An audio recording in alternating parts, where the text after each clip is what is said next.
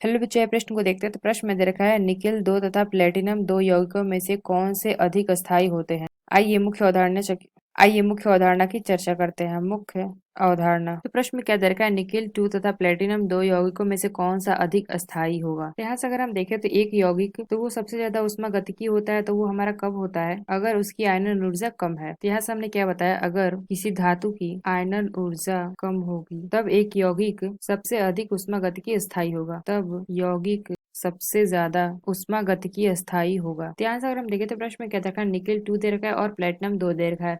तीन यौगिकों में से कौन सा अधिक अस्थायी है, ये हमें बताना है। तो यहाँ से अगर हम देखें तो जो हमारा निकेल दे रखा है यानी कि Ni से प्रदर्शित करते हैं, तो इसमें से अगर हम देखें दो इलेक्ट्रॉन निकलेगा तो ये हमारा क्या बना लेगा, Ni2+ बना लेगा और प्लस यहाँ से दो इलेक्ट्रॉन निकलेगा। तो यहाँ से अगर हम देखें तो इसमें हमारा जो डेल्टा H होगा, इसका जो हमारा मान होगा 2490 किलो जूल पर मोल। और यहाँ से अगर हम देखें जो हमारा प्लेटिनम है, इसका हमारा क्या होता है Pt।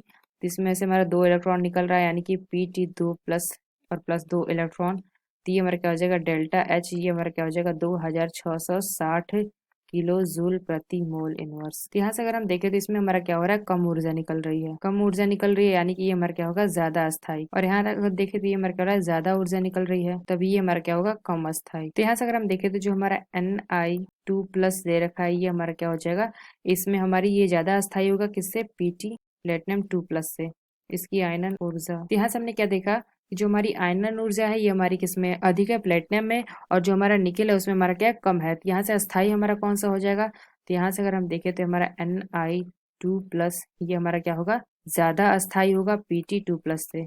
ये हमारा क्या है, उष्मागतिकी। तो प्रश्न में क्या पूछा गया था, कौन सा हमारा अत्यधिक यानी कि अधिक अस्थाई होगा। तो यहाँ से हम कह सकते हैं कि जो हमारा Ni यानी कि निकेल 2+ है, ये हमारा क्या होगा, अधिक अस्थाई होगा। तो आशा करते हैं आपको समझ में आया होगा। धन्यवाद।